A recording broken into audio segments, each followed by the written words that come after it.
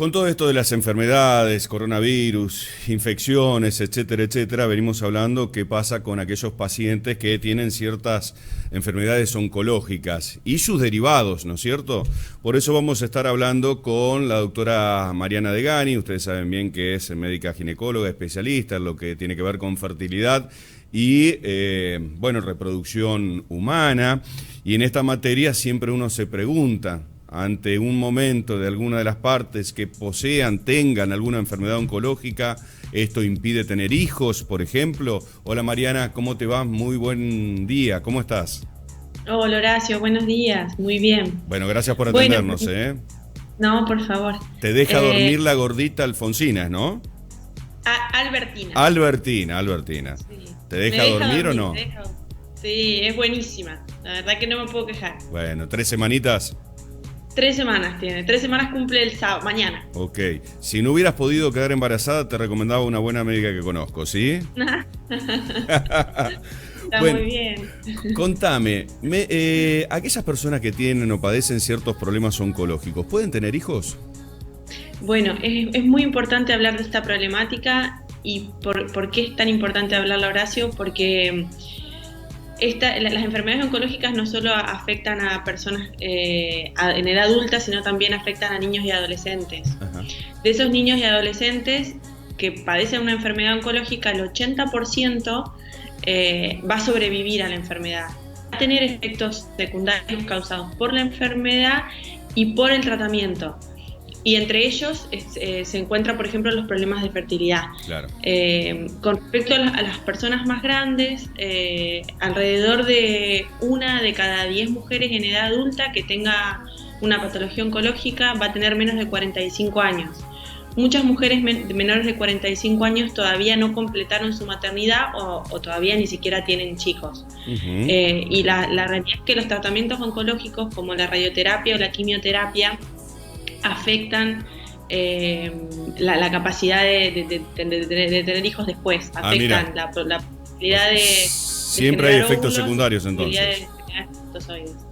Siempre hay efectos secundarios entonces con radioterapias y todos estos tratamientos. Exactamente, depende un poco del lugar donde se realice la radioterapia, si se realiza en los órganos reproductivos, la radioterapia craneana también, que afecta a una Ajá. glándula que se llama hipófisis, también produce infertilidad.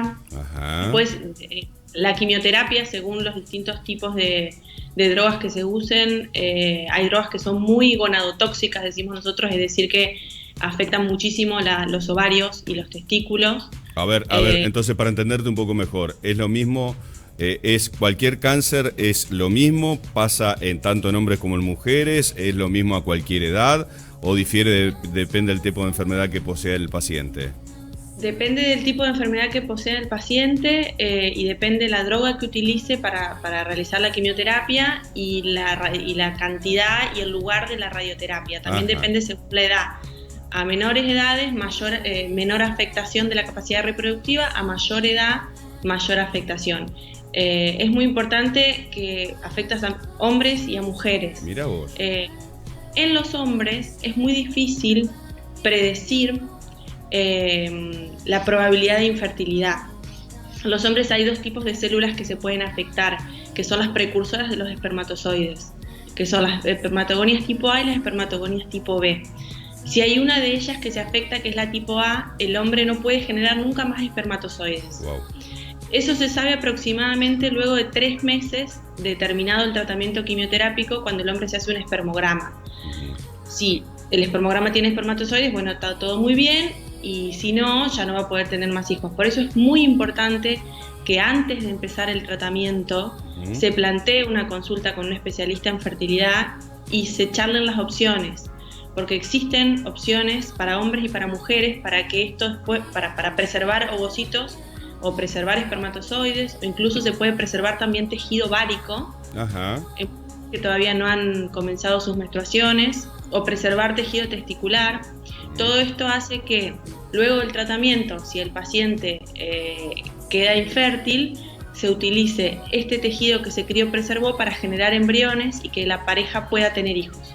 Me quedan varias preguntas porque claro, me quedo pensando, ¿no? Ok, yo padezco algún tipo de enfermedad oncológica, eso no lo puedo sortear, o sea, puedo ir haciendo un tratamiento. Entonces, definitivamente, si me afecta a uno de los órganos en donde tengo que hacer radioterapia intensiva, ¿voy a quedar infértil de por vida o hay tratamientos específicos que puedan ir previniendo el tema este de la infertilidad, padeciendo estos problemas que lamentablemente tengo? ¿Se entiende?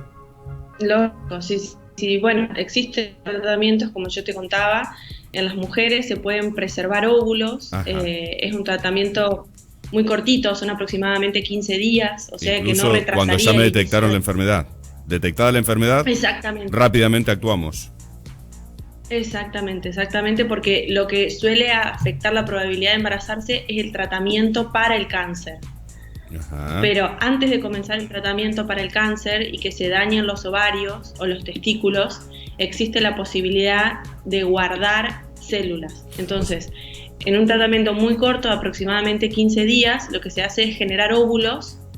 Estos óvulos se extraen fuera del cuerpo y se congelan. Entonces la mujer, una vez terminado su tratamiento y cuando tiene el alta para embarazarse y no le funciona más el ovario, porque por el tratamiento para el cáncer que hizo, utiliza esos óvulos para quedarse embarazada. O sea que y lo mismo con los varones. Los varones pueden congelar muestras de semen y después utilizar esas muestras de semen para generar los embriones para poder ser padres.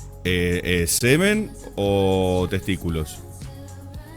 Depende de la enfermedad. Si se puede congelar semen, lo ideal es criopreservar semen. En la mayoría de los casos se puede y es un procedimiento muy sencillo. En el caso de que no se pueda, se criopreserva tejido testicular. Dentro de ese tejido testicular están los espermatozoides que después vamos a utilizar para formar los embriones que darán origen al Y con el bebé. Con el tejido testicular, el hombre puede seguir teniendo su vida plena igual si se extrae esto como para preservarlo.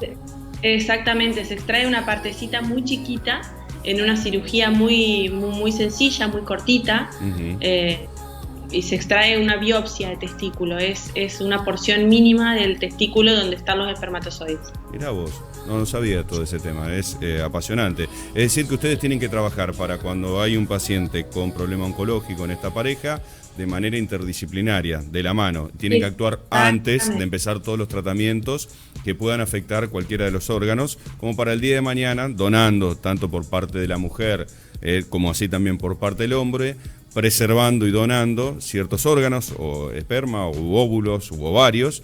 Sí, en realidad no tiene que ver con donación, porque si el paciente pudo preservar sus espermatozoides y sus óvulos, usa sus espermatozoides y sus óvulos. Perfecto. No tiene que recurrir a la donación de gametas. Eso es una cosa aparte, digamos. La idea es que el oncólogo manda a tiempo a los pacientes antes de comenzar los tratamientos a una consulta, se le plantean las opciones de preservación de la fertilidad y se congelan sus propios óvulos y sus propios espermatozoides. Entonces después el paciente no tiene que recurrir a un banco de óvulos o de espermatozoides para poder ser padre o madre. Qué bárbaro, cómo ha avanzado la ciencia, ¿no? Yo me quedo pensando cuánto falta para que veamos concretado la realidad de eso que observamos en el tema de las películas de ficción, que directamente ustedes se ponen a fabricar los seres humanos. Directamente, son seres humanos de laboratorio prácticamente, en breve.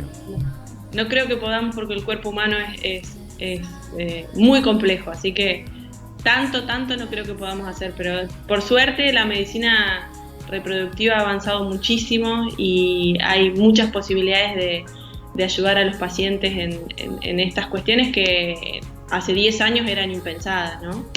Doctora, un placer hablar con usted, como siempre. ¿Dónde la encuentro? ¿Está en el CERF? ¿Dónde está en este momento? Porque viste, con el tema de la pandemia no sabemos qué hacer. Sí, estamos en el CERF, así que pueden pedir un turno por teléfono o ir hasta los consultorios en calle Presidente Perón 541. Un beso grande, Mariana, muchas gracias. Un beso grande, gracias. Un beso a Albertina también y a toda la familia.